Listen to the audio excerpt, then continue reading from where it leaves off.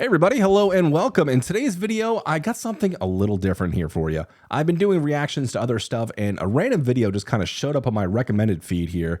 And yeah, it's a hot take here, guys. It is Jimin's Set Me Free Part 2 was terrible. Hot take, right? It's an aggressive statement, but you know, hey, to each their own. You might not like the song. In fact, I don't even like every BTS song. There are certain songs that I resonate with and just like touch me to my core. And there's certain ones that are like, oh, that was okay. That's totally fine. I still respect them and I respect the music and I respect the process. It's just you're not going to resonate with every single song.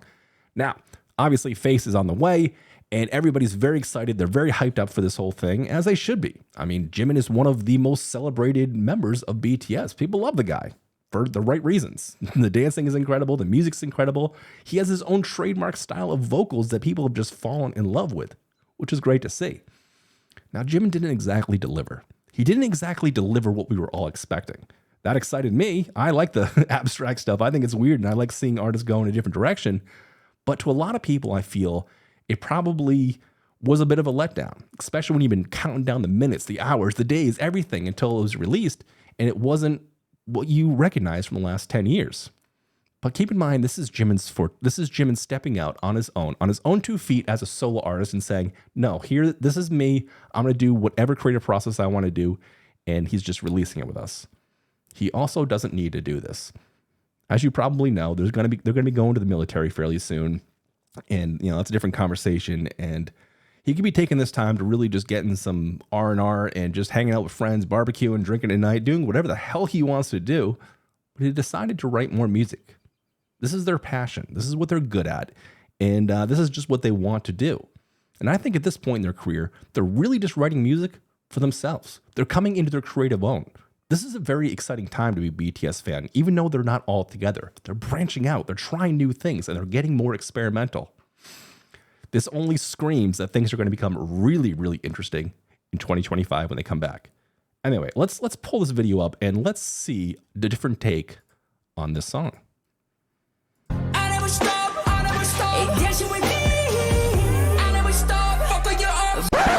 Bombastic side eye. Oh, the ops thing. Criminal offensive side eye. What the hell is he talking about? He ain't black. You are from Korea.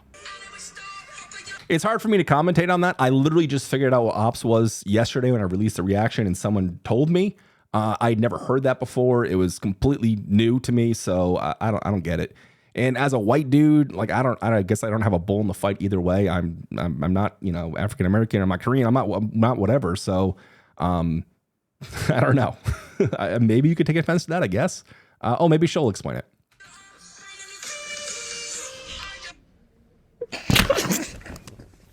Oh, no. Oh, she's just going to laugh? Well, okay. I mean, whatever. Okay.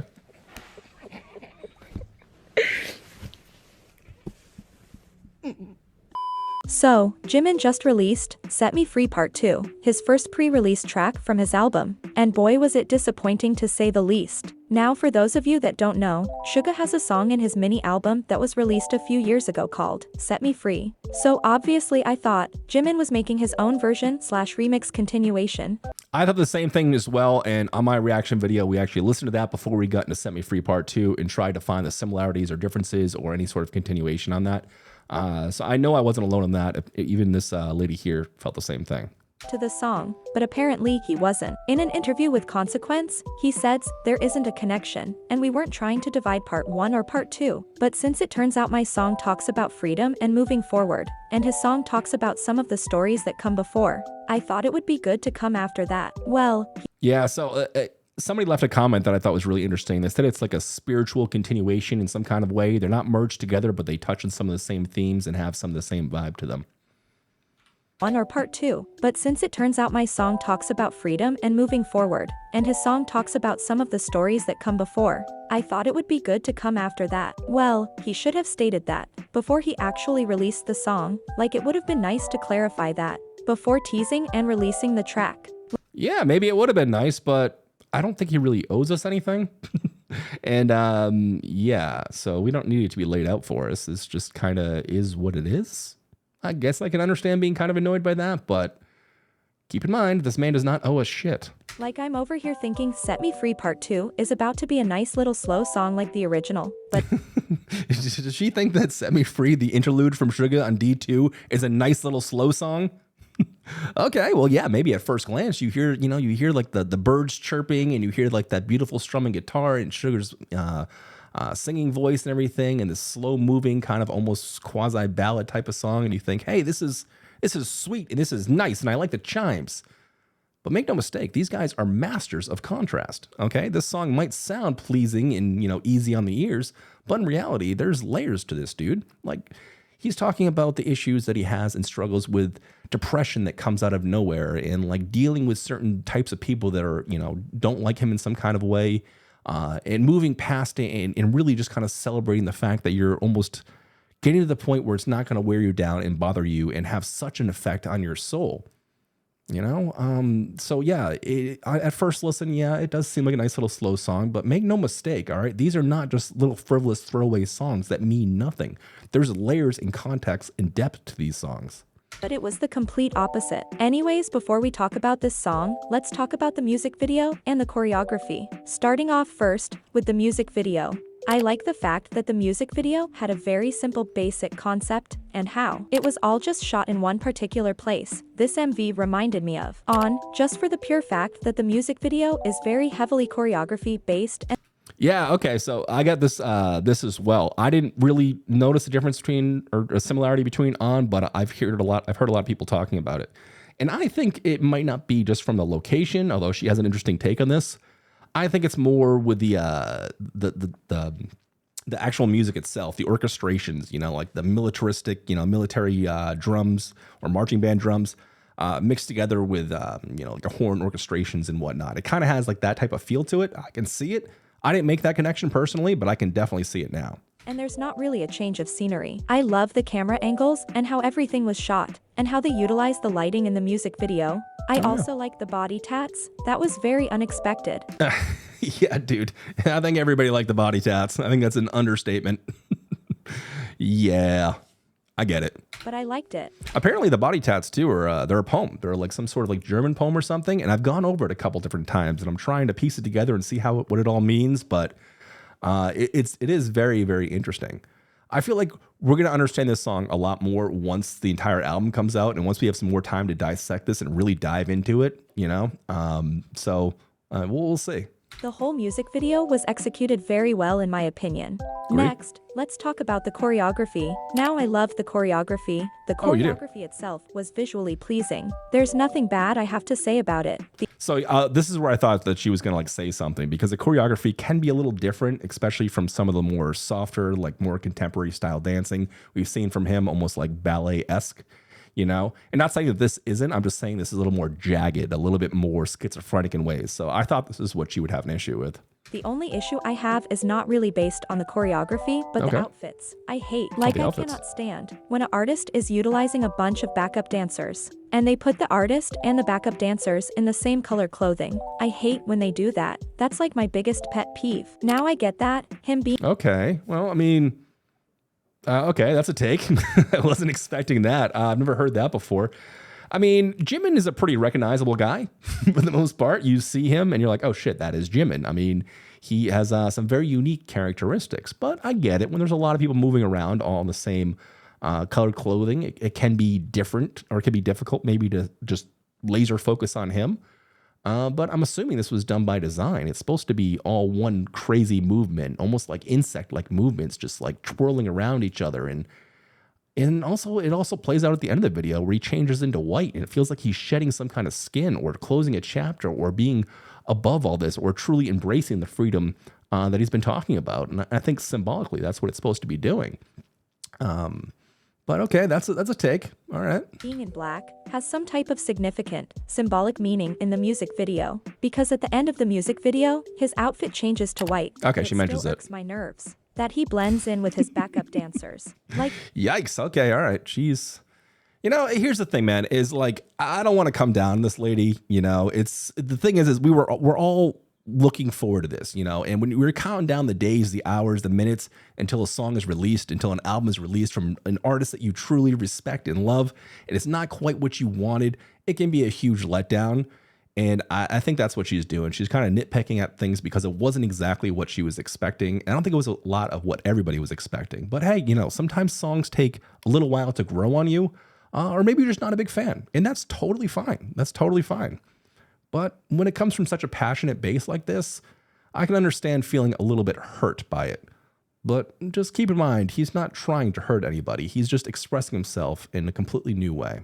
Like if they were going to pair them up all in the same color clothing, they could have at least made his outfit a little bit different than theirs. Because the thing is, this might be able to work in a music video, but performance-wise, when he's up on stage, he is just going to blend in with his backup dancers. I disagree. I think he's a distinguishable guy. I think people are going to recognize Jimin. I recognize him.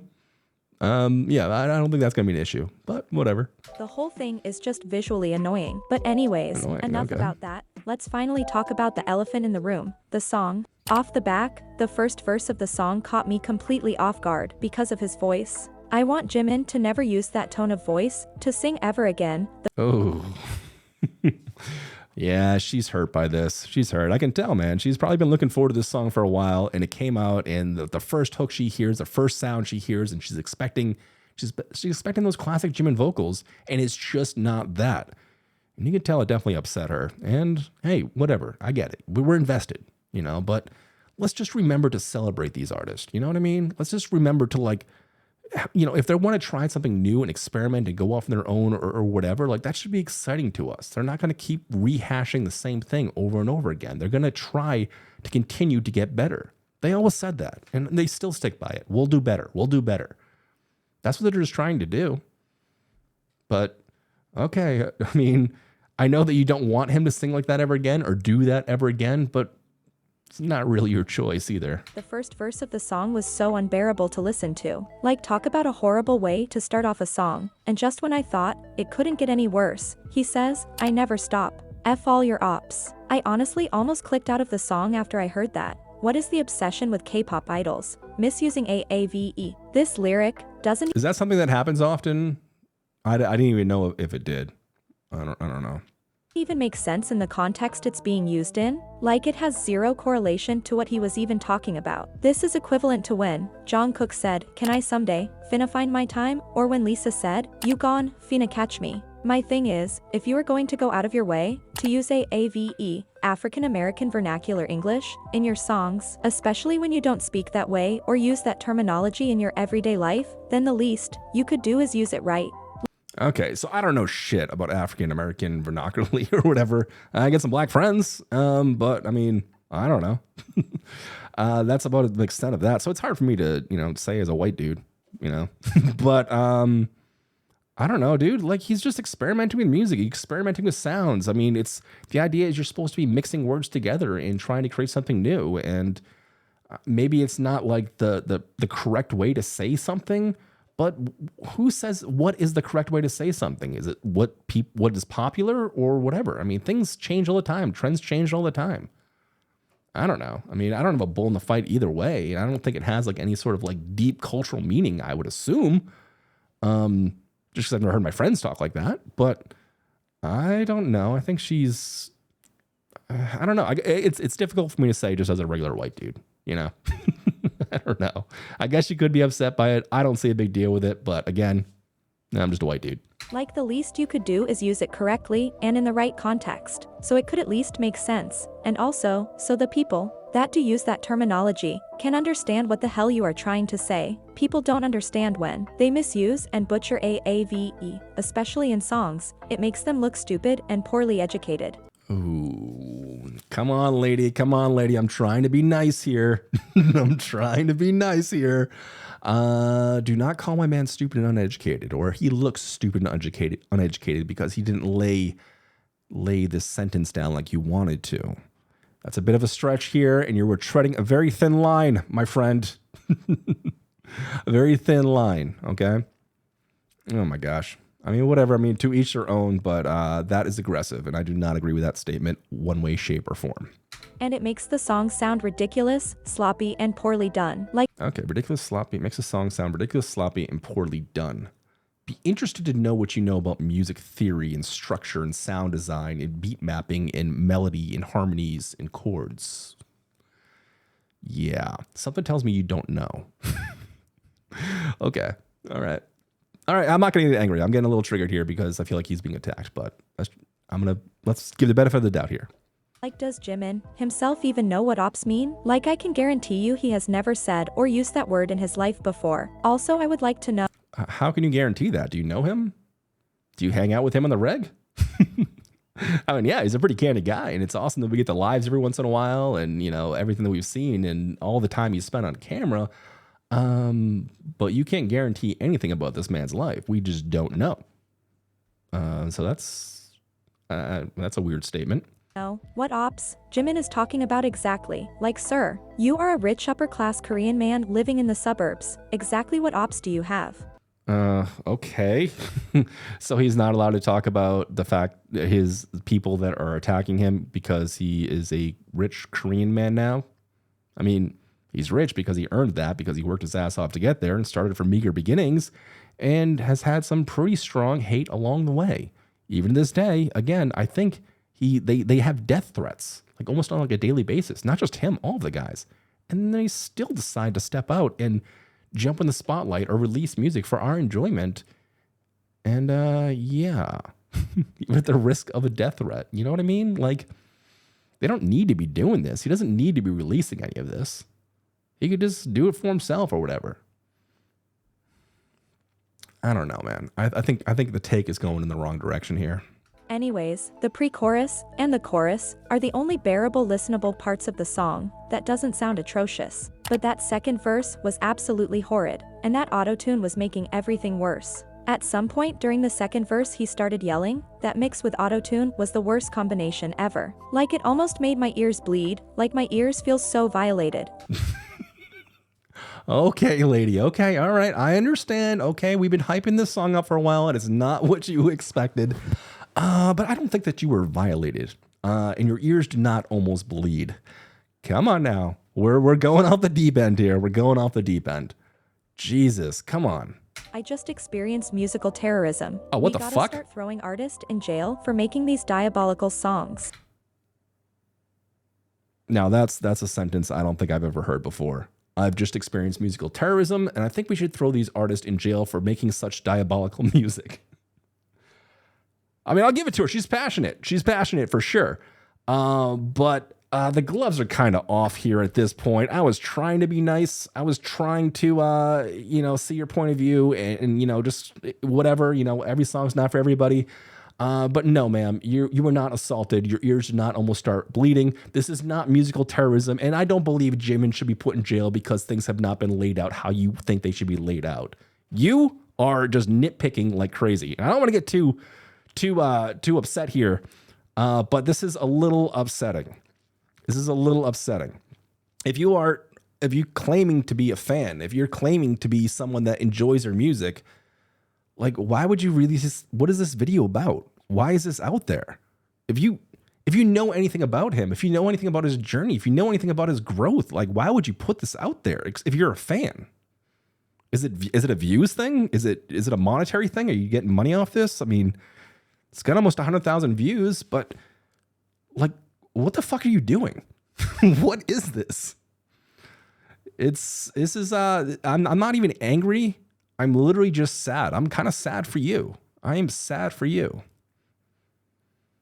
I understand you're let down by this song. I get it. Okay, it wasn't what you were expecting. You're probably hyping it up in your mind, and it did not deliver what you were expecting. But what you're expecting is everything to be laid out for you. You're expecting a clear path of, I want to be able to see him. I want him to be dressed in a different color. You're expecting too much from him. You want it to be too personalized for your experience. And it's not about that.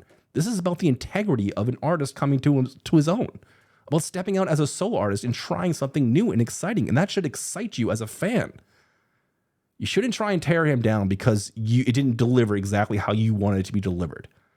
Jesus, lady.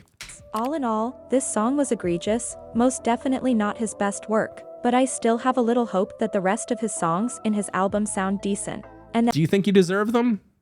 Do you think you deserve them? Do you think Jimin wants you to be hearing his music after this? After watching this?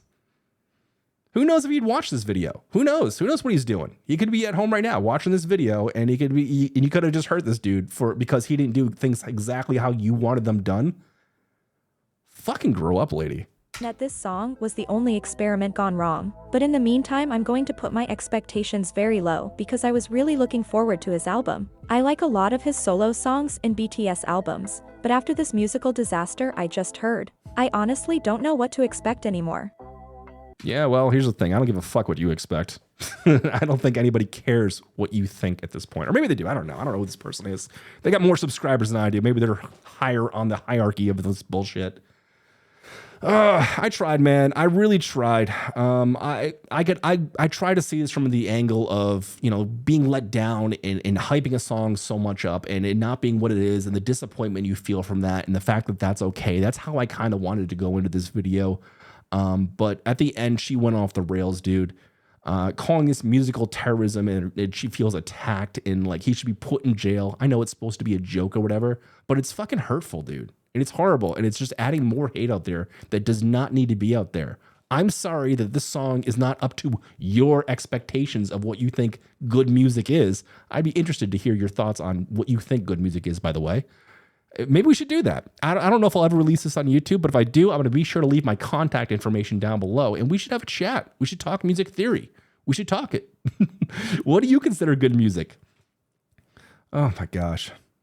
I get it. Maybe this song's not for everybody and whatever. Hey, that's totally fine. It's aggressive in parts. It doesn't feel like Jimin in parts, you know, and that can make you be taken back from it, you know, but I'm going to stand by my opinion. This is something that you want to celebrate. You want artists to be going out and pushing the envelope in one way, shape, or form. You want them to be experimenting with different sounds and just like their own creativity. That's what's exciting about music. That's what's exciting about artists. And even more so when it's a group like this, where they can literally do anything. There's no budget. They can work with whatever artist they want. And they've spent the last 10 years cultivating what they've cultivated and done what they've done. Where they go next should be incredibly exciting for you. Just because it's not laid out exactly how you want, that's a wrong angle. But again, I also have to remember too that I'm also very lucky and in a privileged position. I've got an entire team that cultivates BTS stuff for me every week. They come together and they put things together in a certain way so I can understand a story.